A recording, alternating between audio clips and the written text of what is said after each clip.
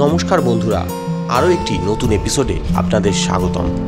বন্ধুরা, বিগত এপিসোডগুলোতে আমরা দেখিয়েছি বাড়ির কাছের সুন্দর একটি ঘোরার জায়গা বকখালি। দেখিয়েছি কিভাবে ঘুরবেন, কি কি দেখবেন, কোথায় কম খরচে থাকবেন, সব দেখিয়েছি আগের এই ভিডিওগুলোতে।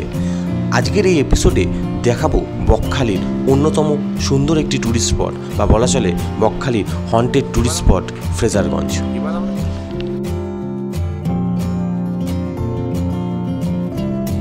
বকখালি সমুদ্র সৈকত থেকে মাত্র 3 কিলোমিটার দূরত্বে অবস্থিত এই ফ্রেজারগঞ্জের সাদাবালির বিস্তৃত রূপলি সমুদ্র সৈকত মুগ্ধ করে প্রচুর পর্যটকদের।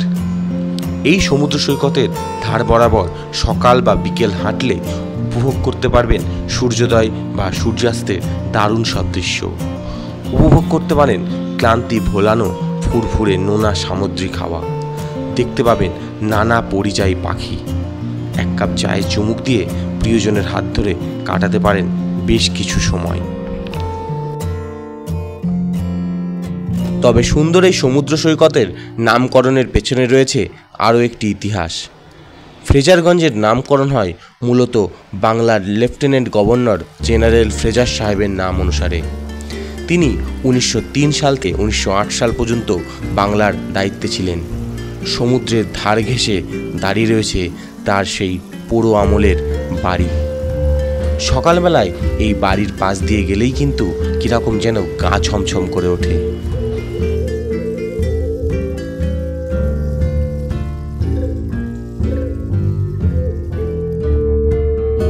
দেখেই বোঝা যায় বাড়িটি ব্যবহার হয় না প্রচুর বছর হলো। পুরো বাড়ির মতো দাঁড়িয়ে রয়েছে এই ফ্রেজার সাহেবের বাংলো। বাড়ির গা ঘেঁষে বেরিয়েছে বিভিন্ন গাছের ডাল। অশ্বত্থ গাছ ঘিরে ধরেছে এই বাড়িটিকে। বাড়ির সামনে দিয়ে সকালবেলায় গেলেও কিন্তু আপনার গাটা ছমছম করে উঠবে।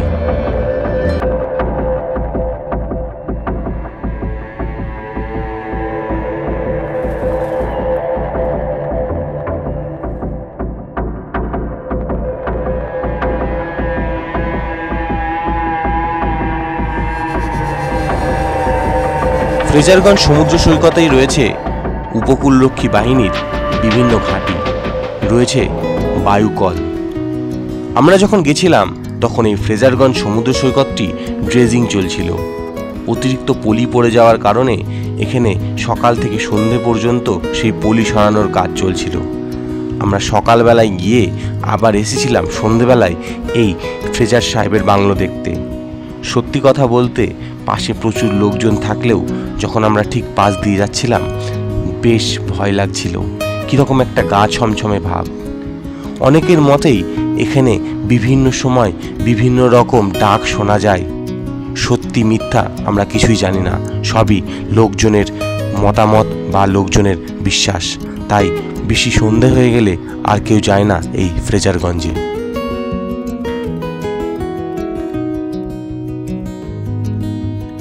এবার বলি কিভাবে আসবেন আপনারা এই ফ্রেজারগঞ্জে। শিয়ালদা থেকে নামখানাগামী যে কোনো ট্রেনে আপনারা চলে আসতে পারেন নামখানা। সেখানে স্টেশনের বাইরে বেরিয়ে টোটো বা বাসে করে চলে আসতে পারেন বকখালি, এবং বকখালির ঢোকার ঠিক আগেই রয়েছে এই ফ্রেজারগঞ্জের সমুদ্র সৈকত।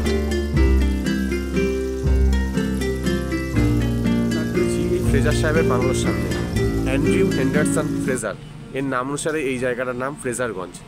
আর এই জায়গাটাকে ঘিরে রয়েছে নানা ভৌতিক ব্যাখ্যা বা নানা ভৌতিক গল্পকথা। তো ভূতে বিশ্বাস না করলেও জায়গাটা আসলে একটু সন্ধেবেলা হলে কিন্তু গা ছমছম করবেই। তো যাই হোক, আমাদের বকখালি ভ্রমণের এটিও কিন্তু প্রায় শেষ ডেস্টিনেশন।